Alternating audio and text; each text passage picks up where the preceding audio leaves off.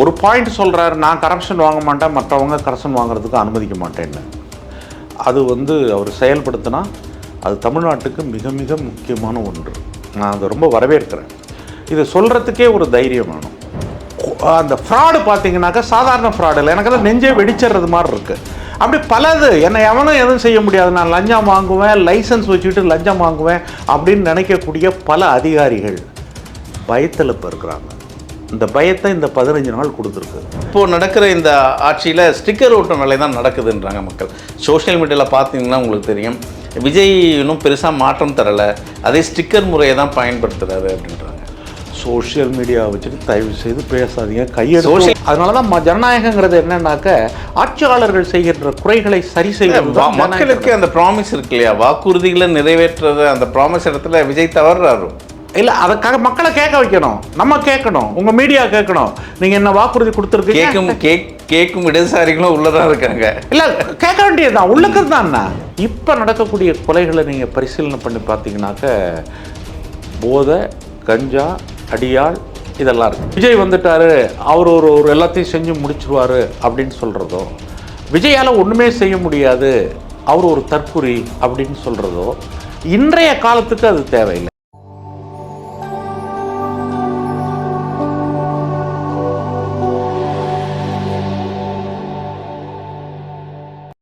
நேயர்களுக்கு வணக்கம்.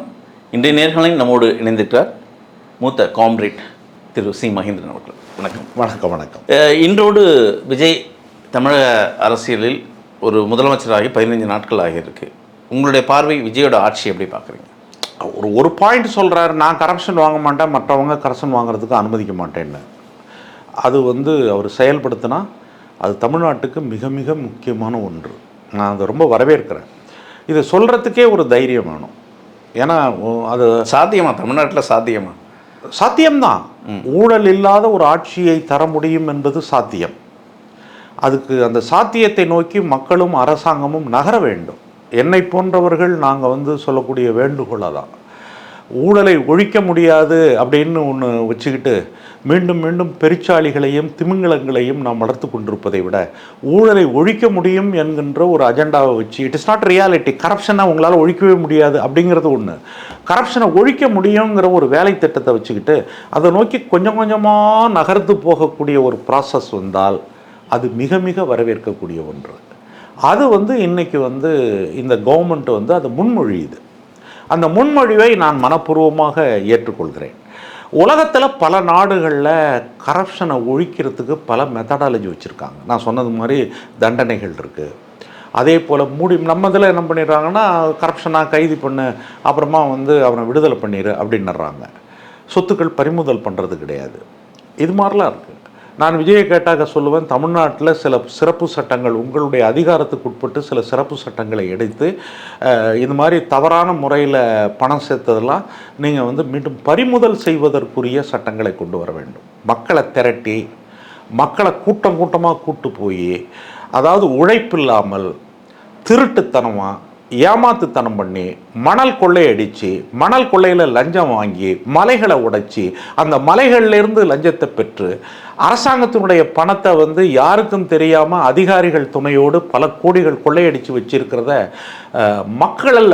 மக்கள் மூலம் அம்பலப்படுத்தி கைப்பற்ற வேண்டும். கிட்டத்தட்ட தமிழ்நாட்டில் இருக்கிற 6.5 கோடி மக்களில் ஒரு 4 கோடி மக்களுடைய வாழ்க்கை பரிதாபமாக இருக்குது. ஆனால் இங்கே இருக்கிற மாளிகைகள், சிற்றரசர்கள், அவங்க சேர்த்து வச்சிருக்கிற காசு, இதெல்லாம் சாதாரணமானதல்ல. நான் அதை தான் பிரைமரி டாஸ்காக பார்க்குறேன். அந்த வேதனையோடு இருக்கக்கூடிய என்னை போன்றவர்களுக்கு நான் ஊழல் செய்ய மாட்டேன், யாரையும் ஊழல் செய்ய விட மாட்டேங்கிற கோஷம் ஒரு ஓப்பானதாக, ஒரு மகிழ்ச்சியை தருவதாக இருக்கிறது எனக்கு. கண்டிப்பாக. இப்போது கிட்டத்தட்ட இந்த திராவிட ஆட்சியாளர்கள் ஆட்சியாண்டு தமிழகத்தில் இருந்த காலகட்டத்தில் பல கோடி ஊழல்லாம் நடந்திருக்கு. அதை விஜய் துப்பறியும் வேலையிலலாம் இறங்குவாரா? தமிழ்நாட்டை மீட்டெடுக்கணும் அவர் சொன்ன அந்த பாணியில் தமிழ்நாட்டை காப்பாற்றணும் அப்படின்ற இடத்துல இறங்குவாரா விஜய் முதலமைச்சர்? அதாவது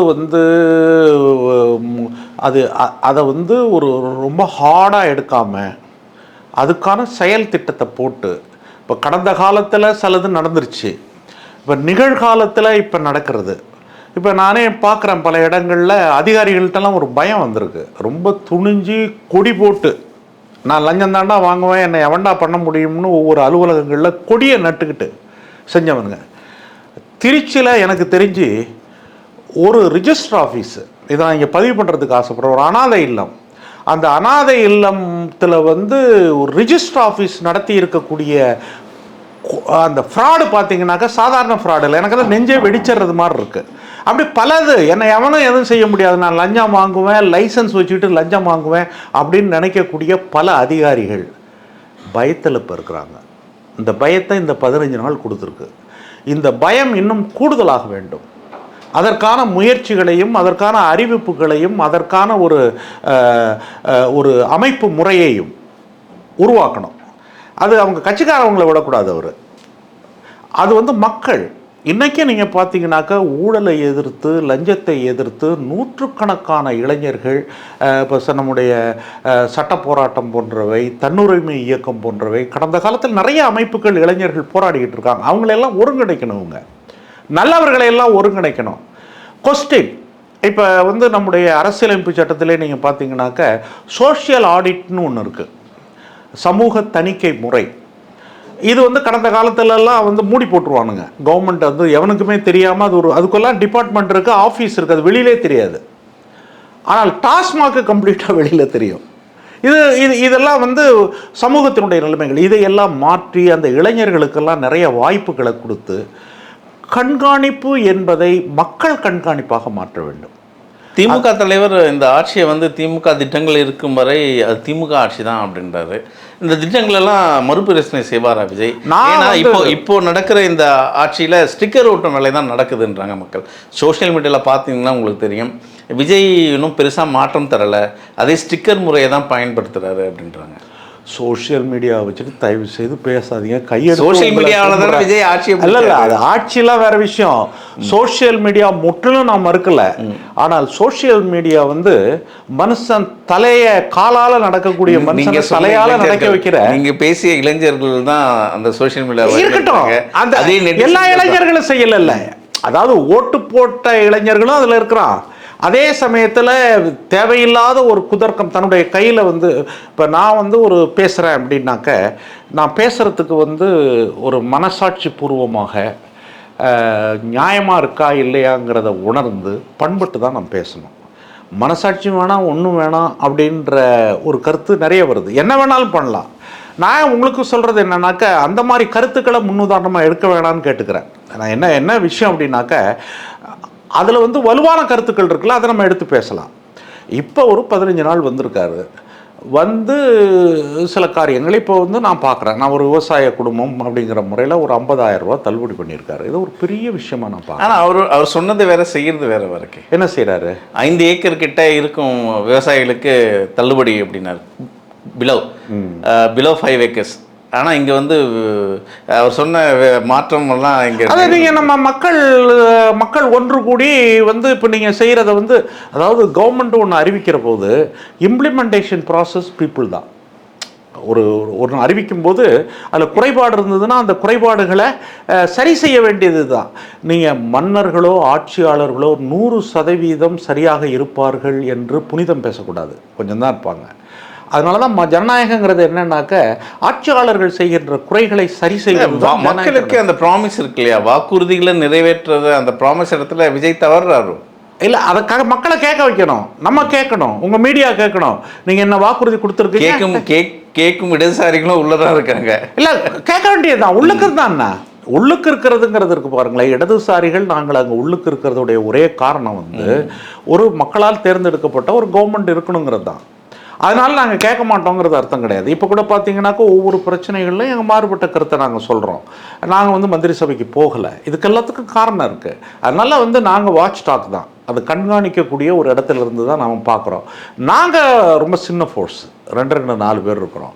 ஆனால் தமிழ்நாட்டில் 6.5 கோடி மக்கள் இருக்காங்க. 6.5 கோடி மக்களையும் விழிப்புற்றவர்களாக அவர்களை மாற்றி இந்த மாதிரியான ஒரு டெமோக்ராட்டிக் ப்ராசஸ் உள்ளுக்கு கொண்டு வரணும். ஒற்றை வரியில் வந்து விஜய் இதை செய்யவில்லை, எனவே இன்றைக்கி அவரை டிஸ்மிஸ் பண்ணுங்கள், அவரை தூக்கி எறிஞ்சிருங்க அப்படின்ற மாதிரியான ஒரு மனநிலை. It is our process. இல்லை, அவர் குற்றம் சாட்டிய விஷயங்கள் தான் நம்ம பேசுகிறோம். சட்டம் ஒழுங்கு சரியில்லைன்னு சொன்னார். திராவிட ஆட்சியில், திமுக ஆட்சியில், அதுவும் ஸ்டாலின் அங்கிள் சார் சட்டம் ஒழுங்கு எங்கே இருக்குன்னு கேட்டார். இன்றைக்கி 44 கொலைகள், அதில் 12 கொலைகள் வந்து வன்புணர்வு செய்யப்பட்டது. இதெல்லாம் எப்படி எடுத்துக்குது? இதெல்லாம் வந்து யாருமே சப்போர்ட் பண்ண முடியாது. நீங்களும் சப்போர்ட் பண்ண முடியாது, நானும் சப்போர்ட் பண்ண முடியாது. இதை அகற்றுவதற்கான ஒரு திட்டத்தை, அந்த திட்டம் வந்து பீப்புளும் சேர்ந்து தான் செய்யணும். இந்த குறைபாடுகள் இதெல்லாம் பார்த்திங்கனாக்கா கிட்டத்தட்ட நம்ம சமூகமே போதை, கஞ்சா இதனால் மனநோய் சமூகமாக மாறிக்கொண்டிருக்கிறது. இது வந்து ஒரு ஆள் ஒரு மனுஷன் நீக்க முடியாது. இது முழு சமூகமும் பொறுப்பேற்று தான் செய்யணும். இப்போ போதையும் மதுவும் கஞ்சாவும் அப்படிங்கிற அடிப்படையை எடுத்து நீங்கள் பார்த்தீங்கன்னா இந்தியாவிலேயே 2வது இடத்துல தமிழ்நாடு இருக்குது. மிகப்பெரிய குற்றங்கள். இந்த குற்றங்களுக்கு வந்து நீங்கள் வந்து விஜயையோ அல்லது ஸ்டாலினையோ அல்லது எடப்பாடியோ ஒரு காரணம் என்று சொல்வதை விட முழு சமூகத்துக்குள்ளேயும் இது நம்மளை அறியாமல் அப்படியே வளர்ந்து வந்திருக்கு. ஃபஸ்ட்டு வந்து இந்த பெரிய தீமை நடந்த இடம் பஞ்சாபில் தான் அந்த எல்லை ஓரத்திலேருந்து கடத்தி வந்து அங்கே ஏற்படக்கூடிய பல குழப்பங்களுக்கு போதையால் பெரிய பெரிய டாக்டர் படித்த பையங்க, இன்ஜினியர் படித்த பையங்க, அப்புறம் வந்து பெரிய இடத்து பையங்க பல பேர் எல்லாருமே ஒரு பெரிய சேதத்தை சந்திச்சிருக்காங்க. இப்போ தமிழ்நாட்டிலையும் அது இருக்குது. தமிழ்நாட்டில் பள்ளிக்கூடத்து பிள்ளைங்க மிட்டாயிலிருந்து அதே போல் அவர்களுடைய போதை பழக்கங்கள்ங்கிறது ரொம்ப கூடுதலாக இருக்குது. இது ஒரு விஜயனுடைய பிரச்சனையோ அல்லது இப்போ புதிதாக ஏற்பட்ட விஜயனுடைய பிரச்சனையோ அல்லது கடந்த காலத்தில் அவர் தான் இதெல்லாம் அலோவ் பண்ணாருன்னு முன்னாள் முதல்வருடைய பிரச்சனையாகவோ நம்ம மாற்றக்கூடாது. இதுக்கு ஒரு சிஸ்டம் வேணும். இந்த சிஸ்டத்தை வந்து மக்கள் கண்காணிக்கணும், அவங்களும் கண்காணிக்கணும். அப்படி தான் மாற்றத்தை கொண்டு வரணும். இது வந்து இந்த 40 கொலைகள் எல்லாத்தையும் எடுத்து பரிசீலனை பார்த்தீங்கன்னாக்கா அதுக்கு ரொம்ப டீப்பாக போய் பார்க்கும்போது வந்து போதைப் பொருட்கள், நம்ம இருக்கும்போதெல்லாம் அந்த காலத்தில் வந்து கொலை நடக்கும். நாங்களாம் சின்ன பையனாக இருக்கும்போது வயல் வரப்பு அது இதில் வெட்டு நடந்து கோல் நடக்கும். மனைவி மேலே ஏதோ ஒரு சின்ன சந்தேகப்பட்டு பொண்டாட்டியை போட்டு வெட்டிடுவான், அல்லது யாராவது ஒரு அப்பாவியை பிடிச்சி வெட்டிடுவான். இந்த மாதிரி கொலைகள் தான் பெரும்பகுதி. சில பேர் என்ன பண்ணுவான்னா என்ன மரியாதை குறைவாக பேசிட்டாங்கிறதுக்காக தலையை வெட்டிடுவான். இப்படிலாம் இருந்தது இந்த காலத்தில். இப்போ நடக்கக்கூடிய கொலைகளை நீங்கள் பரிசீலனை பண்ணி பார்த்தீங்கன்னாக்க போதை, கஞ்சா, அடியாள் இதெல்லாம் இருக்குது. இப்போ இவங்க வந்து இதை ஒழிக்கிறதுக்கு வந்து இப்போ ஒவ்வொரு ஊர்களில் இருக்கக்கூடிய ரவுடிகள் அவங்களெல்லாம் கூப்பிட்டு வார்ன் பண்ணுற சிஸ்டம்லாம் கொஞ்சம் எடுத்துருக்குறாங்க. இதெல்லாம் நான் வரவேற்கிறேன். இப்படிப்பட்ட சில முறைகளெல்லாம் எடுத்துகிட்ருக்குறாங்க. இதை இன்னும் கூடுதலாக்கணும். இதை அதாவது குளோரிஃபிகேஷன் கூடாது. குளோரிஃபிகேஷன் என்னென்னா விஜய் வந்துட்டார், அவர் ஒரு எல்லாத்தையும் செஞ்சு முடிச்சிருவார் அப்படின்னு சொல்கிறதோ, விஜயால் ஒன்றுமே செய்ய முடியாது, அவர் ஒரு தற்குறி அப்படின்னு சொல்கிறதோ இன்றைய காலத்துக்கு அது தேவையில்லை. இன்றைக்கி என்ன அப்படின்னாக்க இருக்கிறத பெட்டராக கொண்டு வர்றதுக்கு ஒரு கவர்மெண்ட் ரன் பண்ணுது. இந்த கவர்மெண்ட் உள்ளுக்கு நம்மளாம் இருக்கோம். எல்லாரும் சேர்ந்து அதை ஒழுங்கமைச்சு மாற்றங்களை கொண்டு வருவது தான் சரி என்பது என்னுடைய அபிப்பிராயம். இந்திய அரசியலில் இந்த கோடீஸ்வரர்கள் தான் தலை தூக்குறாங்க, அரசியலே கையில் வச்சுருக்காங்க. தேசிய அரசியல்னா அதானிக்கிட்டையும் அம்பானிக்கிட்டையும் இருக்குது. அதுபோல் தமிழ்நாட்டு அரசியலில் கையில் வச்சுக்கிறது மார்ட்டின் லாட்ரி குடும்பம் தான் இன்றைக்கி வச்சிருக்கு. அதுதான் அந்த இடத்துல தான் தாவேக்காவை நகர்த்தி இன்றைக்கி அரியணை ஏற்றிருக்காங்க அப்படின்ற ஒரு பார்வை மக்கள் பற்றியில் பேசப்படுறாங்க. அதுவும் மூத்த அரசியல் விமர்சனம்லாம் பேசுகிறாங்க. இதை எப்படி பார்க்குறீங்க? அதுக்கு விஜய் தான் அதுக்கான ஒரு வெளிப்படைத்தன்மை. ஏன்னா அது வந்து ஒரு ஹைட், அது ஒரு மறைந்து இருக்கக்கூடிய ஒரு உண்மை. அந்த உண்மையை பற்றிய விளக்கங்கள் என்னால் இப்போ இங்கே சொல்ல முடியாது. ஏன்னா அதுக்கான தரவுகள் என்கிட்ட இல்லை. மார்ட்டின் குடும்பம் அவர்களுடைய சொத்துனால தான் வந்து தமிழ்நாட்டினுடைய இவ்வளவு அதானி அம்பானியோட ஒப்பிட முடியுமா? அதானி அம்பானிக்கு வந்து ஒட்டுமொத்தமாக கவர்மெண்ட்டே நேரடியாக சப்போர்ட் பண்ண ஹிஸ்ட்ரி. தேசிய அரசியலில் இவங்க தலையீடு இருக்குது இல்லை, அதுபோல் தமிழக அரசியலில் இன்றைக்கி தலை தூக்கியிருக்காங்க அப்படின்றாங்க. இந்த லாட்ரி மாஃபியா தான் விஜயை கையாளுறாங்க அப்படின்றாங்க. இதுக்கான விளக்கங்கள் வந்து அவங்க தரட்டும், மக்கள் கேட்கட்டும். ஒரு வெள்ளை அறிக்கையை வச்சு அது இல்லை அப்படிங்கிறத அவங்க சொல்லட்டும், எலெக்ஷனில் இருக்கணுங்கிறது. இதெல்லாம் வந்து அந்த கட்சியினுடைய பிரச்சனை. இது ஒரு ப்ராப்ளம். இப்போ நீங்கள் சொல்லியிருக்கிறது ஒரு பிரச்சனை. அந்த பிரச்சனைக்கான பதிலை வந்து அந்த கட்சி சொல்லட்டும். ஆனால் ஒன்று நம்ம என்ன பார்க்கணும் அப்படின்னு கேட்டிங்கனாக்க, கவர்மெண்ட்டோடு சேர்ந்து, ஏன்னா இவர் வந்து 15 நாள் ஆகுது, 15 நாள் கவர்மெண்ட்டை பயன்படுத்தி மார்ட்டின் குடும்பமோ மற்றவர்களோ இவ்வளவு ப்ராப்பர்ட்டி சேர்த்தாங்களா அப்படிங்கிற ஒரு கேள்வி இருக்குது. அதானி அம்பானி அப்படிங்கிறது வந்து அவங்க வந்து குஜராத்திலிருந்து அவங்க வந்து இதிலிருந்து வந்ததுக்கான ஒரு ஹிஸ்ட்ரி இருக்குது. இப்போ இந்த ஹிஸ்ட்ரி வந்து இப்போ மார்ட்டின் வந்து லாட்ரி சீட்டை வந்து தப்பாக மிஸ்யூஸ் பண்ணார், போனார், வந்தாருங்கிறதெல்லாம் கிட்டத்தட்ட ஒரு 40-50 வருஷ காலமாக அது நடந்துக்கிட்டு இருக்கு. அதில் அந்த குடும்பத்துக்கு ஒரு ரோல் இருக்குது இல்லைங்கிறத பற்றியெல்லாம் பேசுகிறாங்க. அது ஒரு தனி அதை பற்றிய விளக்கத்தை, அதை பற்றிய விஷயம் அவங்க குடும்ப அரசியல் வேண்டாம், அந்த ஃபண்டிங் வந்து தமிழ்நாட்டு அரசியலில் எனக்கு அதுக்கு ஆதாரமாக கொடுத்தாங்க நானும் சேர்ந்து சண்டை போடுவேன். இவ்வளவு ஃபண்டிங் இதில் வந்து வந்திருக்கு, இப்போ வந்து இன்னது நடந்திருக்கு அப்படின்னா நாம் எல்லாருமே சேர்ந்து கேட்கலாம். இது நீங்கள் சொல்கிறது ஒரு பிரச்சனை. நீங்கள் சொல்கிறத நான் எப்படி புரிஞ்சுக்கிறேன்னாக்கா, தமிழக மக்கள் மத்தியில் இப்படிப்பட்ட ஒரு அபிப்பிராயம் இருக்கிறது, இந்த அபிப்பிராயத்தையும் விஜய் கவனத்தில் எடுத்துக்கொள்ள வேண்டும் அப்படின்னு நம்ம புரிஞ்சுக்கலாம். அப்படி தான் நான் புரிஞ்சுக்கிறேன். அது நல்லது. ஏன்னா என்னென்ன சந்தேகங்களுக்கு மக்களுக்கு வருகிறதோ அதையெல்லாம் ஊடகங்கள் கவனப்படுத்துவது அவசியமானது.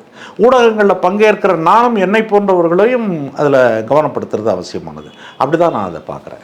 கண்டிப்பாக தமிழ்நாட்டு அரசியலில் ஒரு மாற்றங்கள் எதிர்பார்க்கும்னு மக்கள் எதிர்பார்த்தாங்க. நடக்கலையா? நீங்கள் சொன்ன அந்த மாற்றங்களும் திராவிட கட்சிகளெல்லாம் அந்த மன்னர் ஆட்சியெல்லாம் ஒழிஞ்சிருக்கு, ஒரு புதிய மக்களாட்சி ரீபப்ளிக் இங்கே நடக்க போகுதுன்னு நம்புகிறீங்க. உங்கள் நம்பிக்கை வீண் போகாது. வாழ்த்துக்கள். வணக்கம். நன்றி. வணக்கம்.